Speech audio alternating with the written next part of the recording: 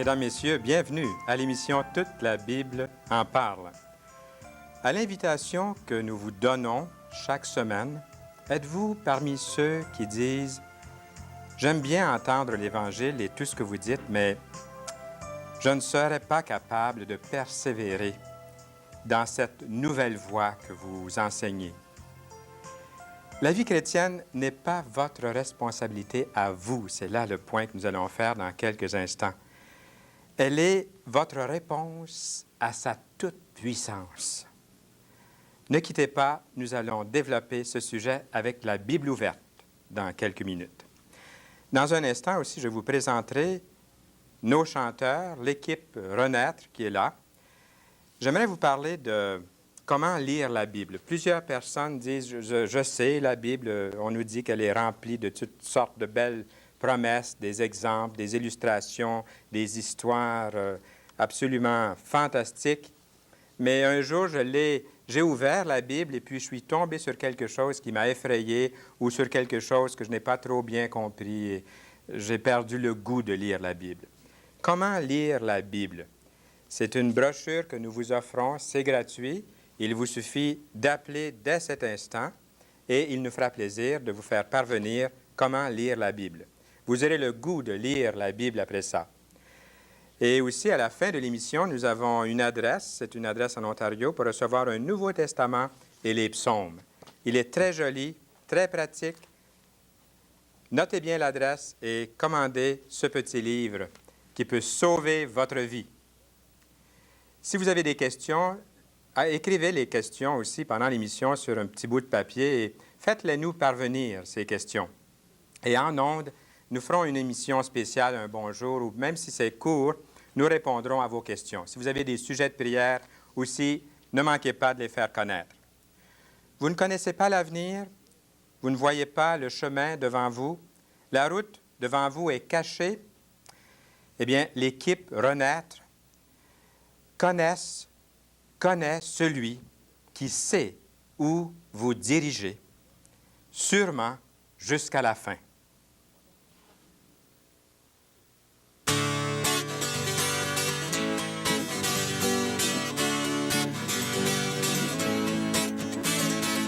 Seigneur, je ne sais où tu me diriges, non, je ne vois pas le chemin. Tracé devant moi, la route est cachée, mais en toi j'ai mis ma confiance, oui, jusqu'à la fin.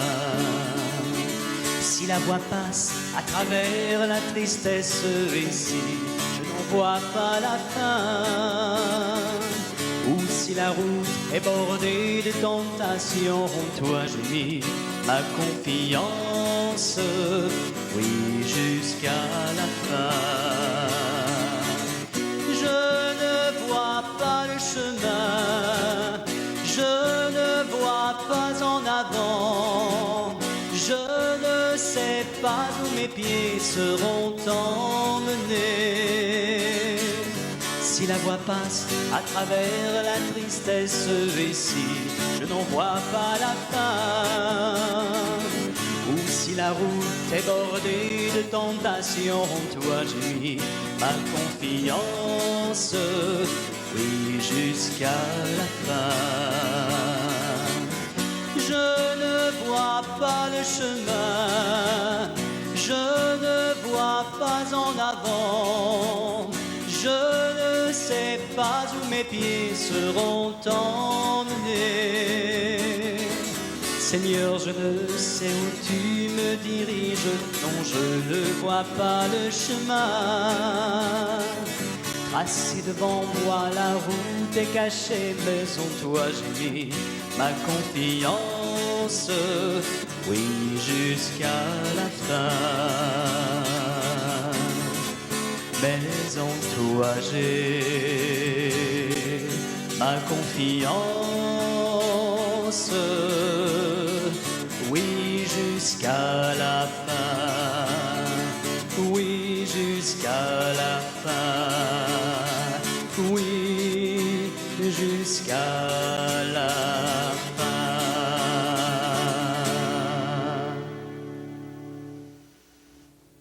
Merci beaucoup, l'équipe Renaître. J'ai l'impression que quelque chose peut se passer dans votre vie, à vous aussi. Tout ce que vous avez vécu jusqu'à présent ne serait qu'une ombre à côté de la vraie vie que Dieu vous offre dans la parole de Dieu. Comment lire la Bible? C'est une question qui peut venir naturellement, même dans vos pensées. Vous aimeriez peut-être la lire, mais vous ne savez au juste où commencer. Eh bien, ce petit livre, Comment lire la Bible, vous est offert gratuitement. Appelez dès cet instant au numéro qui paraît au bas de l'écran et il nous fera plaisir de vous faire parvenir comment lire la Bible. Et si vous désirez recevoir un joli petit Nouveau Testament, un livre vraiment qui vaut la peine de lire et de posséder, eh bien, nous vous l'offrons. Il s'agit de noter l'adresse à la fin. Si vous appelez maintenant pour le recevoir, nous vous dirons qu'il faut noter l'adresse à la fin. Et si vous ne pouvez pas noter l'adresse à la fin, sûrement que le conseiller, la conseillère qui est là, qui vous répondra, pourra vous donner l'adresse et vous adresser une lettre personnelle au Gédéon, à Guelph, en Ontario. En effet, j'ai ici une lettre. Nous avons reçu des lettres qui nous indiquent que plusieurs personnes écrivent à Guelph pour se procurer ce joli petit bouquin, le Nouveau Testament et les psaumes. C'est gratuit. Et je vais vous lire ce que quelqu'un a demandé ici. Auriez-vous l'obligeance de me faire parvenir le Nouveau Testament, tel qu'annoncé à la télévision? Et c'est quelqu'un qui a écrit de la rive sud de Montréal. Et voici ce qu'on répond d'habitude, ce que les Gédéons répondent à ceux qui demandent le Nouveau Testament. Merci de votre aimable lettre et de votre intérêt concernant les Saintes Écritures. Les membres de l'Association internationale des Gédéons au Canada placent des Bibles et Nouveaux Testaments dans des endroits désignés tels que les écoles, hôpitaux, prisons, hôtels, etc. Seuls les Gédéons font la distribution de ces Écritures. Nous sommes heureux de vous envoyer un Nouveau Testament tel que demandé. Alors, nous vous invitons, vous aussi, d'écrire à Guelph, à l'Association internationale des Gédéons, et ils seront heureux de vous faire parvenir un joli petit Nouveau Testament. Il est à vous, c'est gratuit. J'aimerais maintenant ouvrir la Bible, mais même avant de faire ça, il y a quelque chose que j'ai voulu vous dire depuis plusieurs semaines. Vous avez dû remarquer à la fin de l'émission, lorsque l'émission est terminée, un annonceur vient vous dire que si vous avez aimé l'émission, d'appeler au numéro. Il y a un numéro différent de celui qui passe au bas de l'écran en ce moment. Un numéro que vous pouvez appeler donc pour dire votre appréciation de l'émission Toute la Bible en parle. Si vous avez apprécié, je sais qu'un grand nombre de personnes au cours de l'année nous appellent directement au numéro qui paraît au bas de l'écran, mais après l'émission, vous auriez le privilège de nous rendre un grand service puisque vous diriez votre appréciation à Vidéotron et à ceux qui mettent cette émission en ondes. Nous sommes très heureux, nous les remercions de tout cœur, mais ils ont besoin de votre aide. Alors, j'essaie ici de dire un mot pour que vous puissiez les appeler tout de suite après et dire « Oui, nous aimons cette émission et s'il vous plaît, continuez à nous la donner. » Alors, c'est promis, vous appelez. Je n'ai pas le numéro malheureusement devant moi ici, mais à l'occasion, vous allez voir après l'émission, quelqu'un vient vous donner ce numéro. Alors, j'ouvre la Bible. Ma Bible est déjà ouverte et puis j'en ai une grosse ici à côté de moi. C'est une Bible que quelqu'un m'a donnée il y a plusieurs années. Et elle est écrite en gros caractères. Allez visiter un jour une librairie et choisissez-vous une Bible. Il y en a de toutes les sortes. Quand je dis de toutes les sortes, je ne veux pas dire des Bibles différentes dans le sens que le message est différent. Le message biblique dans toutes les Bibles est pareil. La Bible, peu importe la version, donne le même message. C'est la parole de Dieu. Et nous aimerions répondre à cette question. Peut-être que quelqu'un se pose même en cet instant. Je ne serai pas capable de persévérer dans cette nouvelle voie. Moi, je vous dis que si vous acceptiez la parole de Dieu dans votre foyer, dans votre vie, si plus de gens lisaient la Bible à tous les jours, s'en nourrissaient comme une nourriture pour leurs âmes, il y aurait moins de vols, il y aurait moins de crimes, il y aurait moins de péchés. Il y a une petite rimette en anglais qui dit A Christian is not sinless, he's sinsless. Je m'excuse d'utiliser l'anglais comme ça, mais je vais essayer de traduire. Ça se traduit assez difficilement, par exemple. Un chrétien n'est pas une personne qui ne pêche plus, mais qui pêche moins, si on peut dire. C'est que la parole de Dieu va changer votre vie. Ce qui peut-être aujourd'hui vous paraît quelque chose dérisoire, vous paraît peut-être quelque chose d'un peu monotone, eh bien, vous allez voir qu'en lisant la parole de Dieu, ce que vous voyez comme des choses étant très importantes aujourd'hui, au fond, ne sont pas aussi importantes. Vous allez réaliser que l'âme que Dieu a placée en vous, l'esprit que Dieu vous a donné, est une chose des plus importantes puisque ce sera utilisé pendant toute l'éternité. Votre vie n'a pas vraiment débuté encore, n'est pas encore commencé. La vie chrétienne n'est pas votre responsabilité à vous. C'est ça que nous aimerions communiquer aujourd'hui. Elle est votre réponse à sa toute-puissance. Il ne s'agit pas de savoir si vous serez capable de persévérer dans cette nouvelle vie, mais de savoir si le Seigneur Jésus-Christ est capable de vous garder. Ce n'est plus votre capacité à vous, votre force, votre habileté, mais c'est vraiment, nous parlons ici de sa puissance, de vous garder. Et le premier verset que j'aimerais partager avec vous se trouve dans un tout petit livre dans le Nouveau Testament. C'est à la fin complètement. Il s'appelle Jude. Et il n'y a qu'un chapitre. Au verset 24, nous lisons « Or, à celui qui peut vous préserver de toute chute et vous faire paraître devant sa gloire irrépréhensible, et dans l'allégresse, à Dieu seul, notre Sauveur, par Jésus-Christ, notre Seigneur, soit gloire, majesté, force et puissance, dès avant tous les temps, et maintenant et dans tous les siècles. » Et moi aussi, comme c'est écrit ici, j'aimerais dire « Amen » à ces paroles. À celui qui peut vous préserver de toute chute et faire paraître devant lui sa gloire irrépréhensible. La plupart des sectes, la plupart des religions de ce monde, même les plus belles, les plus grandes, les plus organisées, les mieux connues, vous diront qu'il faut faire quelque chose pour aller au ciel, qu'il faut accomplir des œuvres, des sacrifices, qu'il faut se mortifier peut-être dans certaines régions du monde. Chaque religion ou chaque secte enseigne que l'homme doit faire son propre salut, doit arriver à accomplir par ses propres forces son propre salut. Mais ce n'est pas ce que la parole de Dieu enseigne. Le salut ne dépend plus de vous ou de moi, mais de son Fils, le Seigneur Jésus-Christ, qui a accompli un salut complet, parfait, éternel. Et la persévérance qui est tellement utile et qu'il est bon d'avoir, vous sera même donnée par lui. Les œuvres que vous désirez accomplir, les bonnes œuvres que vous aimeriez accomplir, les choses belles vont vous être données même par lui. En vous sauvant, il vous donne en même temps tout ce qu'il faut pour pouvoir vivre cette nouvelle vie avec sa force, avec sa puissance. Voulez-vous, nous allons regarder un autre verset, et cette fois-ci, c'est dans l'épître de Paul à son compagnon d'œuvre du nom de Timothée, dans sa deuxième lettre, au chapitre 1 et le verset 11.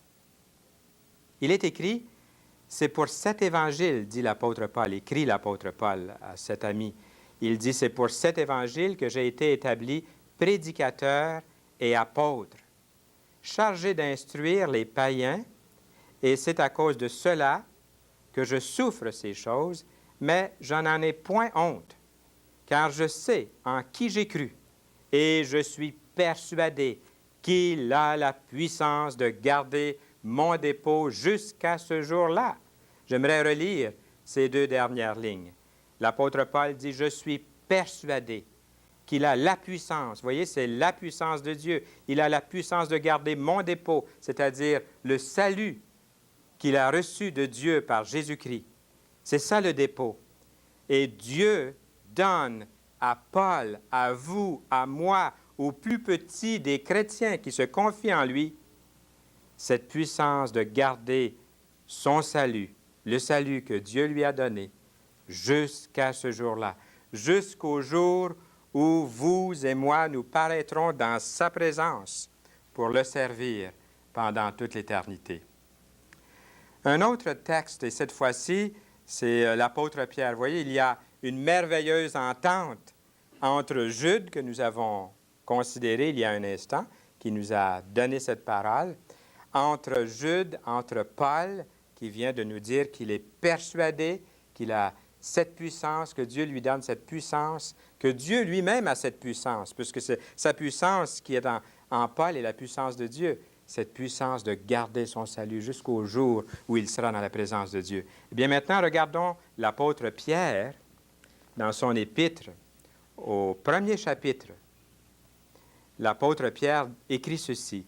« Béni soit Dieu le Père de notre Seigneur Jésus-Christ, qui, selon sa grande miséricorde, nous a régénérés. » C'est un autre mot pour dire naître de nouveau, le mot régénérer, renaître, pour une espérance vivante, par la résurrection de Jésus-Christ d'entre les morts, pour un héritage qui ne peut ni corrompre, ni souiller, ni flétrir, lequel vous est réservé dans les cieux à vous, qui, par la puissance naturelle qui est en vous, non. Par votre puissance, non. Par la puissance de vos chefs spirituels, non plus. Par la puissance de Dieu, vous êtes gardés par la puissance de Dieu, par la foi, pour le salut, prêt à être révélé dans les derniers temps. Alors ça, c'est un salut qui nous est donné. L'espérance du salut se trouve vraiment dans le Seigneur Jésus-Christ. Est-ce que vous le voyez avec moi? Est-ce que vous le saisissez avec moi? Est-ce que ces vérités-là que nous venons de lire sont trop difficiles à comprendre? Est-ce que c'est écrit dans un langage que vous ne pouvez pas saisir? Je ne crois pas. Je pense que même un enfant pourrait saisir les vérités que nous lisons, que Dieu a la puissance de vous garder, qu'il a la puissance de vous révéler ce salut que vous avez, par la foi en Jésus-Christ, accepté. C'est ça la bonne nouvelle. C'est ça la grande délivrance. C'est ça la vraie religion. La religion, ce n'est pas aller à l'Église, faire des bonnes œuvres et puis acheter son ciel. La vraie religion, c'est de se laisser transformer par la puissance de Jésus-Christ. C'est premièrement se reconnaître perdu, pécheur, loin de Dieu, dans les ténèbres, égaré, et de regarder vers lui, de regarder vers la croix et de dire, Seigneur, je suis tel que je suis, je viens à toi tel que je suis. Pécheur, loin de toi, égaré, indépendant, indifférent. Et Seigneur, j'arrive parce que tu me reçois, tu m'aimes, tu l'as prouvé, tu as donné ta vie pour moi. Et Dieu, tout simplement, vous reçoit, comme cette merveilleuse histoire que nous retrouvons dans l'Évangile, le fils prodigue qui va dépenser toute sa fortune, son héritage, et qui hésite, à honte même, de revenir à la maison. Il ne sait pas trop quoi faire, mais un jour, il se décide. Il est là assis parmi les pourceaux. On ne lui donne même pas ce qu'on donne aux pourceaux à manger. Si au moins on lui en donnait à manger, se dit-il. Et il pense, quand on pense que dans la maison de mon Père, même les serviteurs vivent dans l'opulence, dans l'abondance. Et moi, je suis ici, dans la pauvreté. Et je suis misérable, malheureux. Il a dit, je me lèverai. Je me lèverai, oui, je me lèverai. Et j'irai vers mon Père. Mais il fallait qu'un jour, il prenne cette décision. Peut-être que vous dites la même chose. Oui, je prendrai la décision un bon jour. Je vais composer ce numéro, puis je vais appeler. Je vais faire comme nous avons entendu la semaine dernière à l'émission. Je vais faire comme Gilles et comme Gisèle. Je vais composer le numéro et je vais dire à quelqu'un là, je veux le Nouveau Testament ou je veux Jésus dans ma vie. Je veux la certitude de mon salut. Avez-vous remarqué que nous ne vous prêchons pas une religion? Nous ne vous prêchons pas une secte, une philosophie, une doctrine. Nous vous prêchons une personne qui vous aime, une personne authentique, une personne vivante, le Seigneur Jésus-Christ. Un autre verset que nous aimerions regarder, et cette fois-ci, c'est dans l'Évangile de Jean. L'Évangile de Jean, c'est la dernière référence que j'aimerais partager avec vous. L'Évangile de Jean, le chapitre 1, à partir du verset 12. Mais à tous ceux qui l'ont reçu, à ceux qui croient en son nom, elle, la parole, Jésus incarné, a donné le pouvoir de devenir enfants de Dieu, lesquels sont nés, non du sang, ni de la volonté de la chair, ni de la volonté de l'homme, mais de Dieu. Encore une fois, c'est par la puissance de Dieu. Eh bien, j'espère que vous prendrez, chers amis, cette décision de recevoir le Seigneur Jésus-Christ comme votre sauveur dans votre vie. N'oubliez pas comment lire la Bible vous est offert. Il vous suffit tout simplement de demander le petit livre « Comment lire la Bible » et de noter l'adresse à la fin pour le Nouveau Testament. Peut-être que vous êtes blessé, comme on a vu dans la première chanson. Vous êtes constamment à la recherche du bonheur au travers de toutes ces épreuves, de ces maladies que vous connaissez. Peut-être que d'autres ont expérimenté dans leur vie une grande délivrance qui est également à votre portée.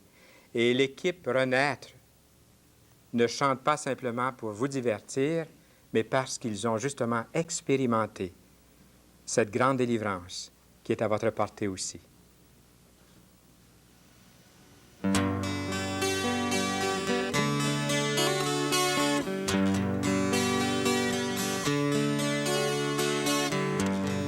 Les temps changent, tous ces bons moments qu'on passe à s'éloigner. Souvenirs,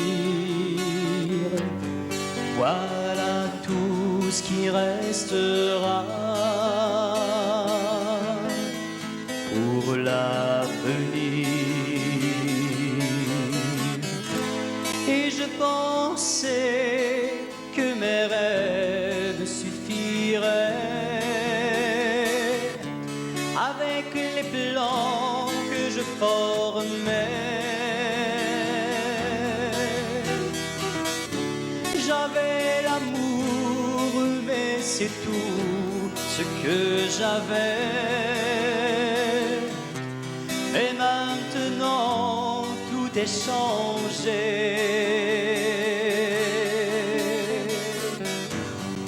Et la paix, où est le bonheur qu'on cherche sans le trouver, sans réponse dans ces bons moments passés à jamais. Et je pensais que mes rêves suffiraient avec les plans que je formais.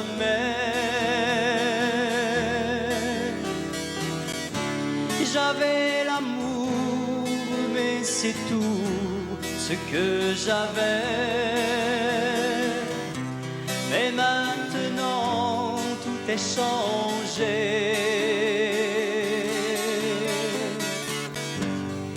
Et la paix, où est le bonheur qu'on cherche sans le trouver. Sans réponse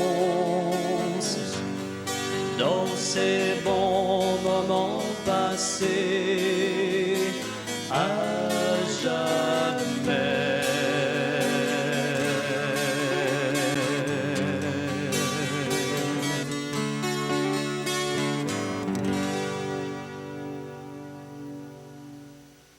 Merci beaucoup. Merci bien pour ces belles chansons. Je les ai entendues, ces chansons-là, il y a quelques années.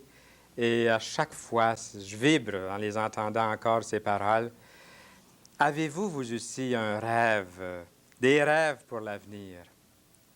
Le bonheur est-il l'un de vos objectifs? Et la paix profonde, est-ce que c'est pour aujourd'hui ou demain? Pour bientôt? Il y aurait moins de crimes, il y aurait moins de suicides, il y aurait moins de découragement, de dépression, si on plaçait plus sa confiance dans le Seigneur Jésus-Christ. Il est encore temps, cher ami, de demander comment lire la Bible et de noter dans quelques instants l'adresse à la fin pour recevoir un joli petit Nouveau Testament. Il est à vous, il vous suffit tout simplement d'en faire la demande immédiatement. Aussitôt que l'émission est finie, là, notez bien cette adresse à la toute fin. Et j'espère que vous pourrez vous procurer ce joli petit Nouveau Testament. Dès la prochaine émission, l'équipe Renaître sera avec nous et Claude et Cécile Séguin nous parleront d'un espoir de salut. Soyez des nôtres. Nous vous souhaitons une très belle semaine. À bientôt.